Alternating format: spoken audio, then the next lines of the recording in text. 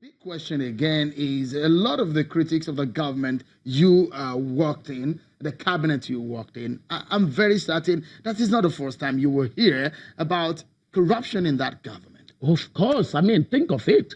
Nigeria has had a corruption problem. It didn't disappear because I was in government. Nigeria has had a corruption problem. Well, when I was in government... Sorry, Madam Ezekwesili, isn't it a big moral question that you worked in a government that a lot of people have accused of corruption, and yet you're talking about the fact that you do not believe in the government that, for example, they have said this is the first time a government is fighting corruption? Oh, please, give me a break. The government that I worked in was the government that started the due process. I was the one that pioneered that work. The public procurement in this country was broken. I had to do the work. In the process of doing that work, Nigerians saw how well that work was done. They began to call me Madam Due Process. The fear of due process when I was in government was said to be the beginning of wisdom.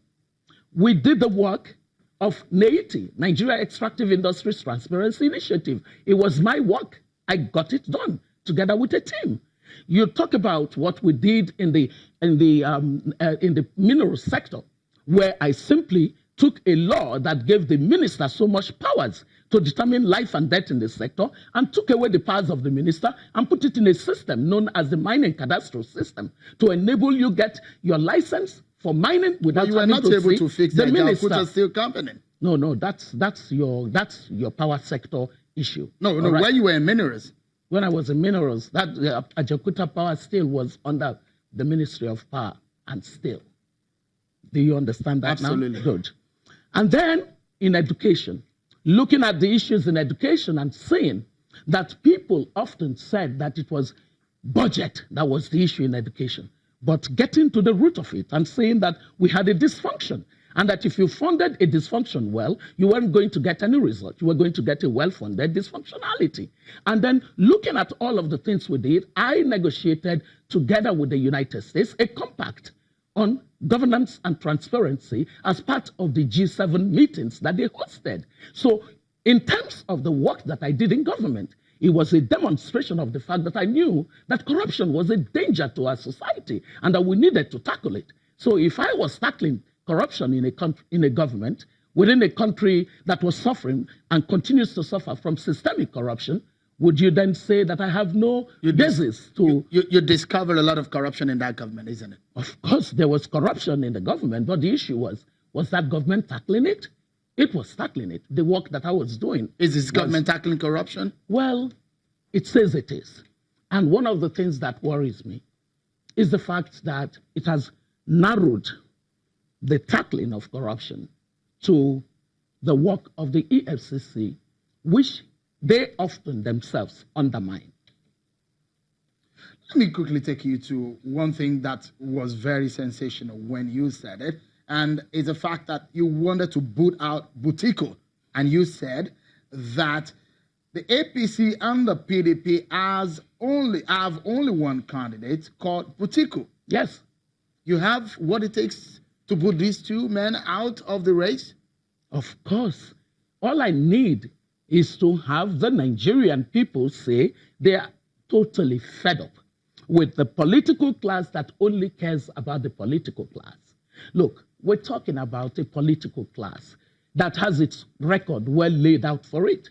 This is, you think of APC, PDP. I mean, it's not two parties. It's one single entity of people who migrate from one end of the table to the other end of the table, depending on what time of the day their interest is served at a particular end of the table. So whether it's Buhari, Atiku, you can simply see clearly that the whole driver of the need to govern the country is not the anger at the failure that we have produced. It is the fact that people think it is my turn to govern the country or to rule the people. I don't care on the issue of turn. What has it been if in the lives of the people of different zones of this country that people of this political class ruled from?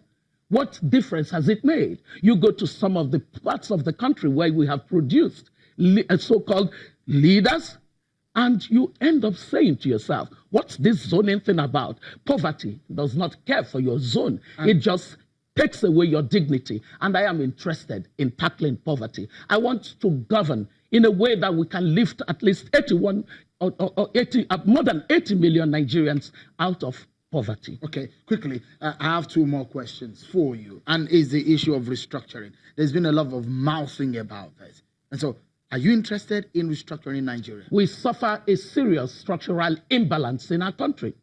I am going to lead the conversation that ends up with a very good program for restructuring from the perspective of the economic priorities of our country. Our issues, productivity and competitiveness, with the current system of structure that we've got, it doesn't enable it. And people do not pay the price for not producing results. I want to change that kind of almost a satisfaction or a complacency about failure. I am tired of the failure of Nigeria. So if we're going to get a different Nigeria, we need to think of restructuring from an economic prism. Right. The politicians don't ever talk economics when they talk about restructuring. Let's conclude this conversation on this note. What would you like to be noted for should you win this election? Quickly. I am going to be that leader that would bring the nation together to build a really vibrant society, an economy that is prosperous, that is stable, a nation that is stable, and a nation that is harmonious. A nation that understands that we have to be on a race to the top, not a race to the bottom. A nation that functions on the basis of equality of opportunities. I would be the one inspiring and mobilizing the society to understand that this century could be our century. We will bring you. The campaigns will open in the coming days. We know that you will release your manifesto also tomorrow. Who is your running mate? Just keep it.